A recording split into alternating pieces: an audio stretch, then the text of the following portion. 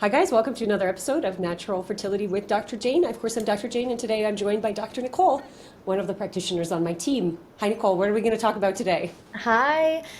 Super excited to be here. I love doing these podcasts and how regularly we've been doing them. For today, I do feel like it is just such perfect timing to really talk about navigating the holidays and in a couple different areas. It's a theme that has come up quite a bit for me with clients, just asking for some support and some coaching around how to handle the dietary aspect of what they're trying to work on versus what their family and friends are used to doing, navigating the conversations of not necessarily wanting people to know that they are making certain choices because of a fertility journey. And so just how to be a little bit more discreet and then also how to handle some of the questions and emotions that come up. So a With lot the of different, pregnancy announcements and the when are you going to yes. have kids, and there's a lot of emotional triggers around this time. And I actually have been already handling some of that with my patients as well. And it's funny, I forgot to think about the dietary aspect, but that is a huge component where and you haven't seen some of your family members maybe for 3 months or some friends, and all of a sudden maybe even longer than 3 months, and you're like this completely different person doing things and learning things, and it could be very difficult navigating that and all the questions that people and even some of the judgments that people might place on Mhm. you. Yeah, absolutely. And the pressure, right? Sometimes they pressure of like, oh, one thing's not going to hurt you. And so I joke with my clients, but I'm like, a little bit of poison is still poison. So just, Yep. keep that in mind when you're making your decisions. And we talked about that last time. It was like, be difficult. I want you to be Mhm. difficult, but also realizing that I think it's, I always say I want my clients to have food freedom. I want you to have exercise freedom. And what that means is like, the choices that you make is because you want to make those choices versus someone is telling you to make those choices. And whether that's internal or external pressures, because sometimes the internal cravings that you get are so strong and it's really hard for you to override them. And that's actually more of usually an imbalance in whether that's a Mhm. parasite or a candida or yeast. And one of my clients, she's like, something that you said was really helpful because we've been working on like chronic candida yeast overgrowth, where she's like, is it the bugs or is it you that's craving this food? Yes. And she just had this switch of like, oh my God, it's not me, it's the bugs, because it feels so out of my body and it feels like I just can't control it, like I have to have it. And as soon as she made that realization, it's almost like that processed sugar didn't look as good and she didn't need it as much. And obviously everything else that we were doing is helping, but I do think that you want to have a good time and you want to relax, but and enjoy the precious time that the holidays can and should be, but you also don't want to do things just because of peer pressure. It's like whatever party I go to, it doesn't matter. Like, I'm just not drinking. It's like that's not a thing that brings me joy in any way, shape, or form. But I know that that is a thing for some people, and it's difficult for them to say no. So, Absolutely. I think you touched upon an important, there's a couple things there.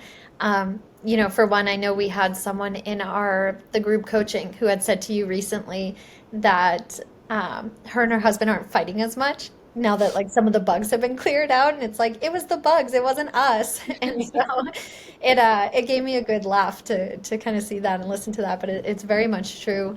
The other thing that you said that I want to touch upon is the slowing down. And I think that's a very important aspect of the holidays. Even so much as like right before this recording, I was talking to a client of mine who's just having a hard time, and she is spread so thin and gives so much of herself to all these different aspects and careers. And, she's working and she's teaching and she's doing all of these things.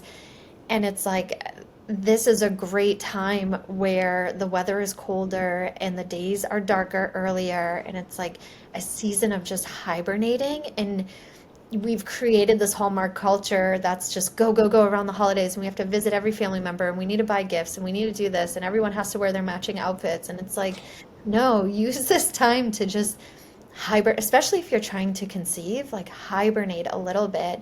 And then also, valuing your emotions. Another client This is yesterday. where a lot of animals do conceive. We have a Mhm. buck in our yard right now looking around for the females, and they never come except in the winter. And then, sure enough, we have the little baby deers that come in the spring, usually May and June. And I'm like, yeah, there's a whole point of like the hibernation and the restoration because Nesting. the Yeah. babies that are born in the spring, usually, right, they're coming from the early winter Yeah, or absolutely. fall in the human case. Absolutely. And it's also okay to withdraw a little bit. A client I Yep. spoke with yesterday, she's in this place where her and a sibling have both been trying to conceive. They both have had quite a journey, and her sibling, just had a positive test. And it's like she's in this place of having, absolute joy and hoping that this works out for her sibling and wanting to be an aunt. But at the same time, like there is that little bit of like a sadness and a heartbreak that shows up. And, we had a really good conversation around like your sister, considering she had this journey, will Yep. probably understand if you need to find this balance between supporting her and also withdrawing to protect your peace during this time because you want to be there, you want to be excited, you want to show up, but you also need to allow yourself to feel and to be able to heal. It's also a great time to like take a break from social media because there's just everybody's throwing their here's our picture perfect matching pajama happy story, and it's like just feeding yourself that all day long can be a bit difficult this time of year. Yeah, I had, I think it was last week or the week before that, one of my couples that I think as you're going through this journey, it is incredibly lonely. I genuinely think it's not just the fertility journey that can be lonely, but the journey of like improving yourself and growing. Mhm. And it's, I think about how many things that I do that most people won't do. And I used to have a complex of not fitting in and wanting to fit in and then making sure that it's like keeping up with the Joneses or whatever you want to call it, where you're just constantly comparing yourself as opposed to stepping back and being okay with the emotion of the loneliness and the sadness and actually giving space to process it, sit with it, get to know it, and see what comes out on the other side as opposed to trying to suppress it or pretend that that emotion isn't there.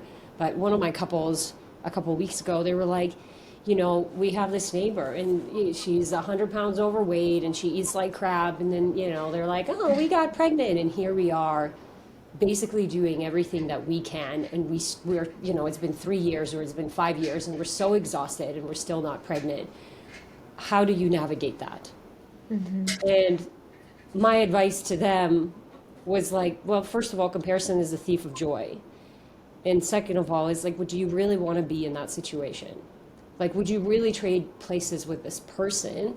And knowing what I know about, pregnancy and postpartum and the generational impact of fertility, it's most of our, correct me if I'm wrong, but like most of my patients have had really unhealthy parents, have Mhm. had some really big things that have come up, and now they don't have the mitochondrial function that they need to, and they had a lot of disconnects with their body because the mom had or the dad had a lot of disconnects, and so like they never learned how to actually take care of themselves, and so they didn't. And then there was big environmental exposures, and so when I see someone who is quote unquote unhealthy, it's like I'm not sure what is in their karma and what they're supposed to learn from their experiences, but I do know that there is an impact, and that impact is quite great. And whether that's the child has, neurological developments, metabolic disease, cardiovascular disease, like you name it, it's it's hard not to compare yourself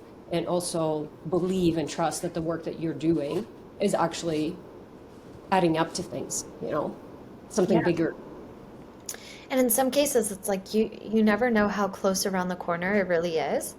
Yeah. And that goes with anything. I mean, personal story, I remember having like the holiday season with family, and my sister had her first child and then she had her second child. And at this point, like I didn't have my spouse and it was just me, and it was like bad relationship after bad relationship. And I remember sitting with my family one day and being like, you know what? I'm coming to peace with the fact that I am just the fun aunt that travels the world, that goes on mission trips to Haiti, does all the crazy things. and that I will never get to be married or have kids. And like, I need to be okay with that. And then, not even a month later, my husband and I start dating. And then a few months after that, I'm pregnant. And so it's like, but had you told me that just a handful of months prior, like I would have laughed at you and been like, there's no chance, Yeah. and there It's was, pretty dramatic too. You're like, I'm gonna die alone. I'm never gonna. yeah, It's like, I, why did you go to that depth?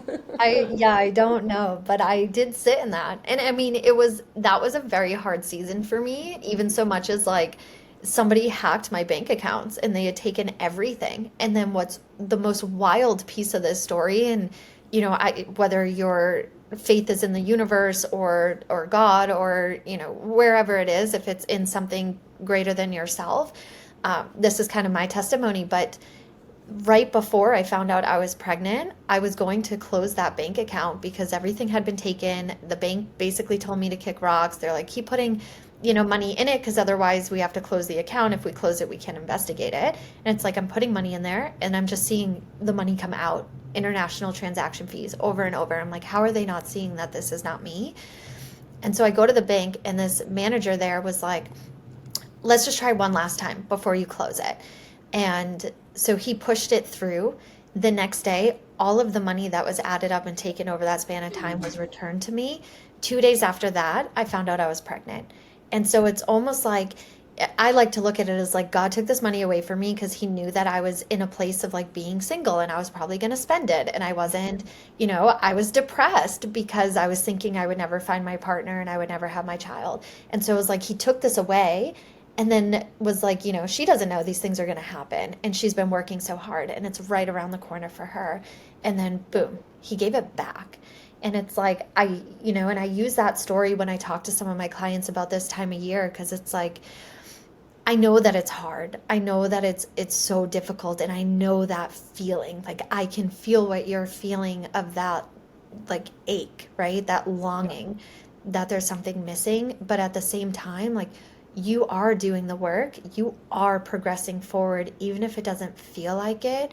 You're sitting across from us and you're listening to this podcast and you're taking advice and you're trying the things, and all of that is propelling you forward, and you just don't know how much until you do get that positive and you do get that pregnancy and you do get that child, and then you look back and you're like, oh yeah, now I can see the progress I was making. For sure. Yeah, it's really hard to look at. It's always hindsight 2020. And I've had a couple of patients and case studies that came on and shared their story. And it's like that meme where it's the cave and you're digging in the cave and you don't know when the exit is. And like you might be just like a couple more pushes away. But sometimes it's, you're like, I felt like I was a couple more pushes away and then I wasn't. And then I felt like I was. So I really do like to take this lens of like fertility is your healing journey. Your fertility journey is your healing journey. What is it connecting to the energy of whether it's the universe, God, or even just to your baby? Do you feel your baby? And one of my clients she was in the Fertility 101 group, Marie, who had, 8 years of infertility. And one of the things she shared on the podcast that I don't remember talking to her about it within the group, but she's like, I wrote to my baby every day. I just started to write to my baby. And she used that as a way to connect to that energy, to connect to herself, to ask the questions of like, who am I becoming? Who do I need to become? What do I need to do in order to be able to bring you into this world? Like I really want to meet you. And for her, that was putting trust in us and listening to the protocols and listening to the process and going through the difficult emotions and not hiding from them and actually just creating space and feeling them. Yeah. That was a big game changer. I think one of the things you touched upon there with the meme in the cave, right, is, that ability to persevere and be resilient when you think that you're at the end of it and that there might not be any hope left. That is the point to really keep pushing forward, even so much as like when you're giving birth, and especially if you're having like an unmedicated birth, you will hit a point in your labor where you're like, I cannot do this. I need help. I need to be transferred. I want to quit. I am exhausted. And when you hit that very low point, and any birth provider, any doula, anyone can tell you, but when you hit that point, that is the sure sign that that baby is about to come out, and you just got to get through that. And so if you can start working through that, and I like the word perseverance, but if you can start working through that and teaching yourself how to do that now, it's going to make it easier on the other end, not just with the birth, but even with parenting. Like there are so many days in parenting where you're like, I quit. This is hard. It's not what I signed up for. And it's like you just have to learn to push through that because everything is on the other side of it. Yeah. I love that you brought that up because I think like my first birth was not that experience. Like I knew I needed help, but then the help that I got basically took me out of the equation. And so I think that there was a huge of like a lack of connection with my daughter because of that, and then the postpartum depression because of the lack of the connection. And there was a lot of things that led up to it, but I didn't feel like I did it. Like I just felt because I was pushing and then I had to go to the hospital, and then as soon as the epidural is in, like I just couldn't feel anything, and they had to use forceps, and it's like I could feel the forceps and go, oh, this is how I need to push, but it still didn't feel like this experience of like I did it. It's that my body couldn't do it and it needed help, but I didn't, that wasn't the time to figure out because obviously it was a critical component. Whereas in the second birth, I was very much like almost asking my midwife for assurance, like, am I doing it? Can I do it? And there is this piece where you're like, I don't think that I can, and this is too painful, or this is too, it breaks you. And then on the other side, and I think about that in the fertility journey where it kind of chips at you, and I don't know. That's one of the things that I said to the couple as well. Is like, I don't know why some people have such a hard time. Like I don't. And I cried on a call, yesterday talking about one of the cases and how it's like, you just want to help these people figure it out. And I do think that there is us where we come in and we do the physical component and even help you understand the mental and emotional pieces. But then there is like this spiritual component of like, what do you need to learn from this? And what are you avoiding? Or maybe what are the expectations that you're putting on? And that's where it's hard for us to know what it is because it is your own unique personal journey with, this baby that you're trying to bring in. And I always, when I feel stuck, the question that I ask myself is like, hey, what am I not seeing? What do I need to see? And then I'll use things like homeopathics or even low dose psilocybin, like microdosing and things like that to just help open up my consciousness because I know that I'm just not seeing something. I'm stuck. And so if I can open that up and see things differently, all of a sudden, everything shifts. Absolutely. Yeah. I mean, there's a component of like, I'm fully prepared for lots of emotions this time of year from clients and to Yes. know that it's completely okay. And like, I am here for it. I need you to let it out and let that energy move. And if this is a container where you feel safe to do that, then this is where I need you to do it. And then that being said too, I mean, you had said something about like identifying who you need to become, and the call that I had before this, like we had a really good conversation about just how busy she is. And so like I was saying earlier, she spreads herself so thin. And then she tells me like, yeah, I started working when I was 12 years old. And so then it was like I was working and I was doing dance and I was coaching and I was doing this and there was 100 different things. And I'm like, your nervous system doesn't know how to slow down, for one. But then two, what is the story that you developed at age 12 that you have stuck to and have carried all the way through? Like, what is it that you're telling yourself that you have to be busy? Is it, and like some examples, these weren't hers, but just examples I gave her is like, is it that, you're not worthy if you're not working and showing up financially? Or is it that if you slow down, you're lazy? Like, what is that underlying message? But then also, like, with her being so busy and so stressed, her ability for her body to say like, okay, it is safe for us to have this baby, it's not going to be there because it doesn't know how to slow down. And it's, I'm like, at what point do you think you'd be able to? And she's like, well, I've always said, when I have the child, I won't teach as much and I'll do this. And I'm like, okay, well, that's what you need to do right now. You need to Yes. start Do creating that that. now. Yeah, and start teaching yourself that like, oh, we have space for a child in our life and in our home and, in the body. And so it's like, again, like this is a great time of year to start playing with that of how do we, especially as it comes to the end of the year, it's like, okay, let's start cleaning things up and make room for that new year. And maybe part of that is just cleaning up your nervous system and the space that you have in your life to welcome a child in. Yeah, and if I can bring some like physiology into this, because what happens at 12 years old, and depending on when she got her period, but women's brain starts to go into puberty about 2 years before she goes into having a menstrual cycle. And there's a really big shift in the brain, obviously during the the first menarche in those puberty years, a lot of growth, and then obviously through pregnancy and postpartum, and then menopause. Those are some of those kind of hallmark changes. And so in the puberty, what happens is you start to separate from the mom, meaning that your brain starts to grow and develop, and you're starting to think about, who am I in this world? What do I want to bring forward and carry forward into my teenage years, into my adulthood? Like, who am I shaping up to be? And what are the things I'm going to leave behind? And so at 12 years old, you don't have a lot of consciousness. Like, it just kind of happens, because obviously, like, when I think about it, we just think of teenagers as being crazy and the choices that you make, versus in postpartum depression. And this is all the stuff, of course, that I'm learning from Dr. Leah in her gynecology course. But in menopause, that's the one where women can resonate the most with, where they start to have old traumas and old things come up. They're like, I haven't thought about this in decades. Why is this coming up now? And a lot of the times they just don't feel like themselves anymore, because their brain, their bodies are changing so much that they have to adapt to this new version of themselves. And the question becomes is, what are you bringing forward, and what do you need to process, versus what are you going to bury back deep in the brain again and, quote unquote, not think about it. And so I think that happens at puberty. Like, I know that happens at puberty as well. So then my question to that patient is always like, what was going on around that time, and what is your mother like? And because typically you're going to be way more connected to the mom. Of course, the dad is still plays a huge role depending on what's going on there. But a lot of the times that connection between the mom and the daughter changes and shifts, because the daughter now has to decide, and she's either going to take qualities and be like, I want to be like my mom, or I don't want to be like my mom. And there's a component, it's not so black and white. There's a lot of gray area, obviously, there.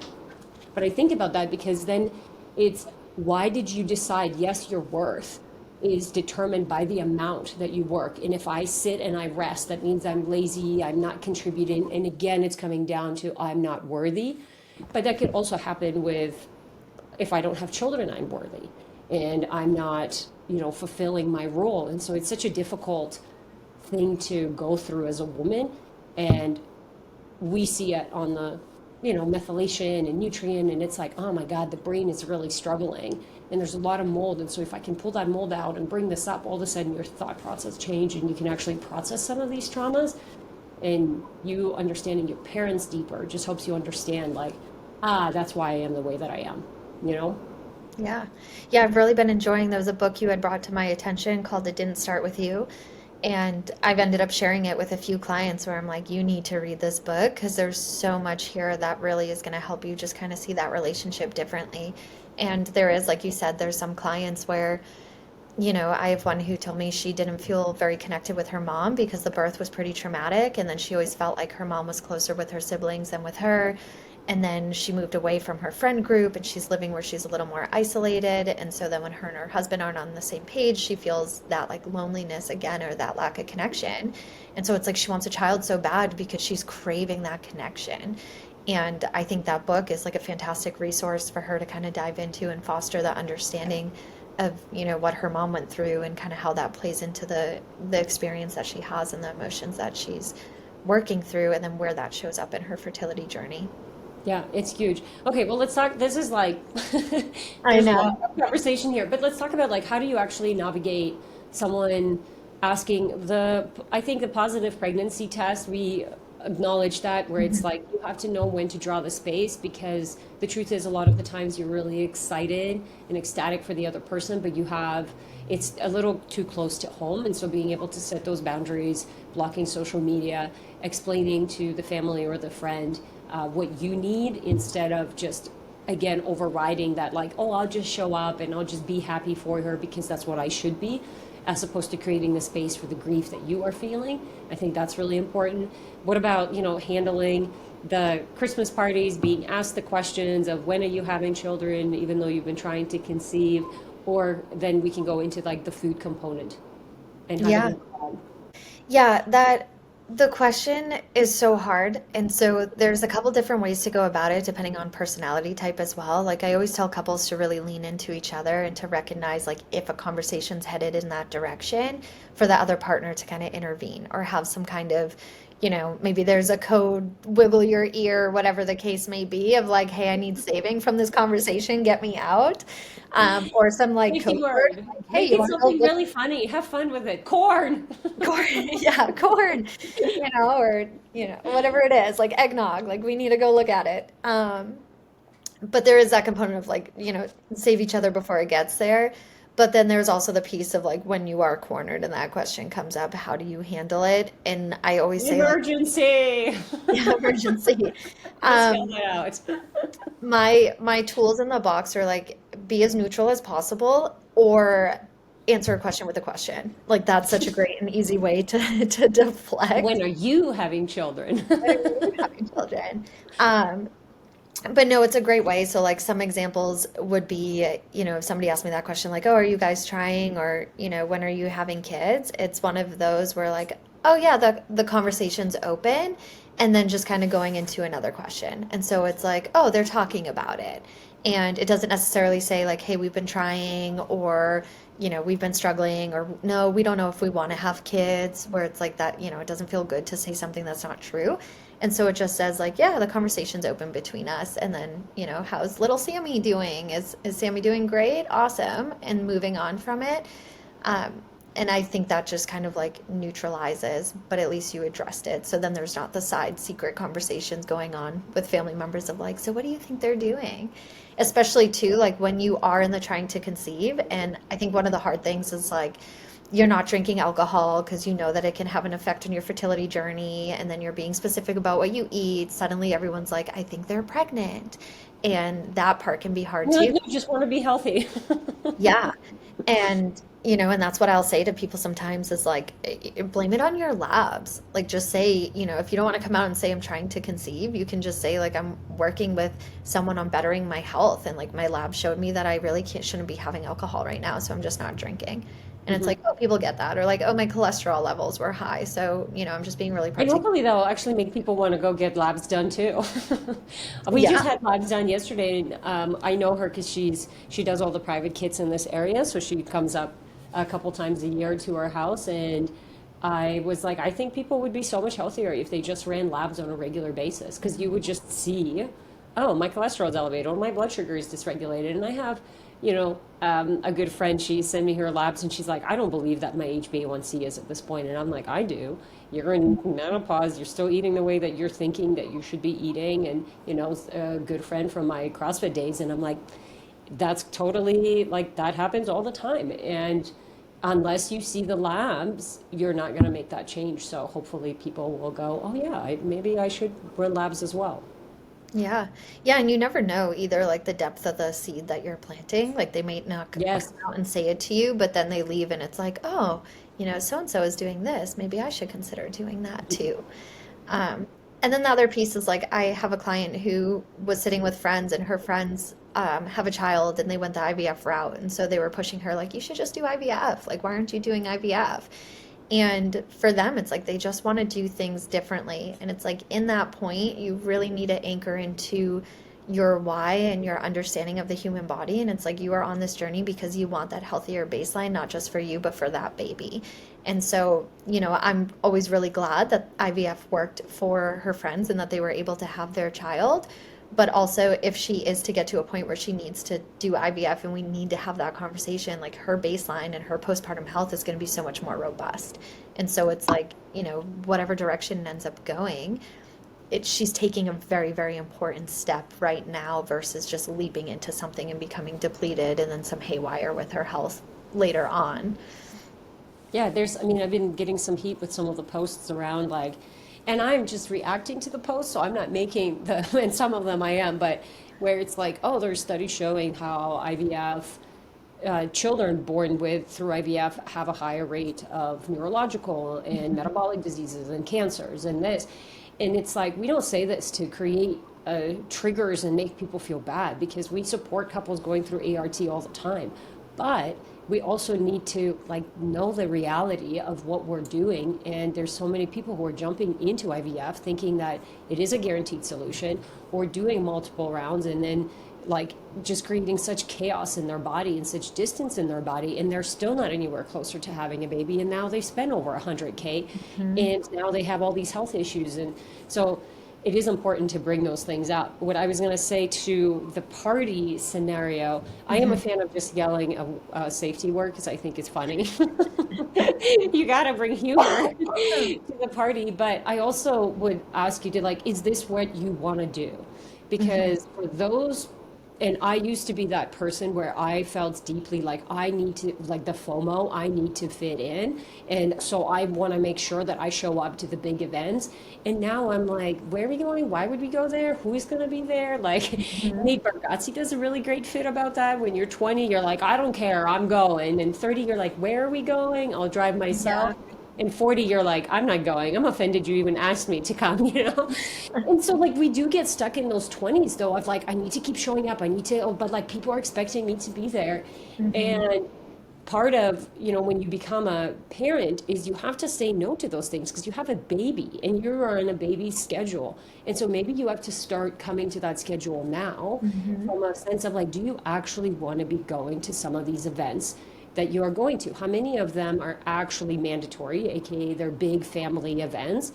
And then I do a lot of prep work for those kinds of events because you know, like energetically, it's draining. You are going to get asked questions and you are going to have to put on a face or yell an emergency word or feel really heavy after those things. And so to me, it's like, I don't want to go to events that drain me. I want to go to events that bring me up, but that might not be your family events. Like the more that I work with couples, they're like, oh, God, these events like really drain me. And I'm like, yeah, so maybe we don't have as many because that's how you're setting the boundaries. Because yes, you want to meet and see your family and create the memories and blah, blah, blah. And most of the time, I think people really mean well. They do when they're asking, they just want to try to connect. You know, they just want to know like, what's up in your life? Are you going to have kids? And they don't know what other questions to ask. So they're not doing it out of spite. But it is still management for you, you know? So just being aware of like, do I actually want to go to these events? Do I need to go to these events? And then preparing for them mentally and emotionally and physically. Like my people are taking protein powders before they go to an event. So then they're making better choices when they are at the event. Yeah, exactly. And I think too that's, you know, the component of community who is similar to you or in a similar journey as you is important as well. So then when you do have to show up or you decide like, you know, this is my family I haven't seen in a long time, I do want to see them, I know it's going to be hard, but then you can go and plug into that community that also fuels you on fire and helps, you know, recharge that battery reserve that you have and helps you with the resilience of getting through those events versus just trying to go at it alone. And you know, alone as in it could just be you, or alone as in you and your spouse alone. Yep, for sure. Yeah, I take the opportunity because it's like we'll still go to like, you know, some family events, and it's like I've been really good at training my sister in terms of what to eat and how to eat and where to get, and I'm always sharing where I'm getting my stuff so then they can do that as well. But with my in-laws, for example, that I don't see that often, we'll like plant seeds here and there, but I'll actually just bring food when I'm like, let's make dinner and let me bring all these ingredients that I got from the farmer's market and let me show you side by side the difference and how good it could be. And so I think about sharing the knowledge about versus like being judged for the knowledge. And there's people who are going to judge you anyways, but you just get better at like, oh yeah, that's okay. They don't really understand. You know, it's like my parents don't understand why I spend so much money on supplements or labs or whatever yet, but they're starting to see the difference to be like, oh, what are you doing? Because usually it was wait till you turn 35, and then once you turn 35, then you're not going to be able to, you know, lose this weight, or once you have your second baby, or once you have, so people don't want to see that there's a different way. They want to fall into the excuse, and family is unfortunately one of the hardest people to convince. And so I say, like, it's okay, they're not going to understand you, and there's going to be judgment, but that's the cost of doing something different. The cost is that you're going to get judged. But do you know why you're doing what you're doing? And if you do, then it makes it really easy for you to make that choice, because then it doesn't really matter what other people think, you know. But I realize it takes time to get to that place. You have to process the whole FOMO trash usually, which took me Yeah. a really long time. And still, I still get it obviously at times, just at higher Yeah. levels. But yeah, And that being okay with being difficult. I know it was a couple months ago where a client visited friends and she was like, "Yeah, I just kind of ate things I shouldn't have because I like didn't want to be the difficult one in the group." And it's like, just be the difficult one. Like you have to protect yourself because you're going to have to do that when the baby's here too, especially if you want that child to eat and live a certain way that's not common in our environment or in our country. And it's like, you're going to have to be difficult. And if you can't be difficult and advocate for yourself, how are you going to show up for that kid? So now's the time, when you don't have the child to start practicing that skill set and develop it. yep, for sure. And it's like, how crazy is that, that being difficult means eating whole foods or saying no, we're not drinking. Hmm. Like, at some point, that's a very, like, as a teenage brain, you're really thinking about fitting in and finding your place in the world. But when you're like 30 or even in your 40s, when I'm meeting couples and I'm like, you're still trying to fit in? Do you know what I mean? Like, Hmm. why is that development, why did that development not happen? And I think that there's a lot of pieces of cortisol and inflammation and stress and, the dopamine and the being plugged into the phone and not having a lot of personal growth through people around you, but we're kind of propelling that forward, and so people who work with us, they tend to be the leaders within their family of what they're going to do. They want to grow, they want to do things differently. And being a leader is hard. Like you said, you went on a holiday and it's like, yeah, you have to tell, like, you can't feed this to my child, or I'm not going to go over here, or I'm not going to do this, or, my sister invites me to stuff all the time. And I'm like, sorry, we're busy. And I just, like, we are, because it's like, I'd rather stay at home or do something else than go to this party or do these things. Cause it's like, I just don't want to expose my kids to that. And I don't want to expose, and I'm okay with making that choice, Hmm. and I feel bad, but I feel bad and I do it anyways Yeah, because I know it's the better thing. exactly. Yeah. Anything else we want to leave people off with for the Christmas Um, holidays? have fun, enjoy the Yeah. holidays. We Yeah. gotta end on a positive note here because Yeah. it's a heavy But on conversation. it, genuinely have fun. Like, know Yeah. that people are not out to get you and make the choices that you want to make. Like, if you want to eat the thing, then eat the thing. But if you don't want to eat the thing, then don't eat the thing or drink the thing or whatever, or even go to the party. It's like, I'll give you permission to say no. Exactly. Exactly. Yeah. And it's a season, and usually it's an event that's just a few hours. So you will make it through and you will get on the other side, and things will feel nice and calm and positive again. Yep. Absolutely. Well, thanks, Nicole. Always a pleasure to connect. And Thank we'll you. see you again in a month or so. We'll see you sooner than that, but on the podcast. Yes, sounds great. Thanks, guys, for being here. We appreciate you.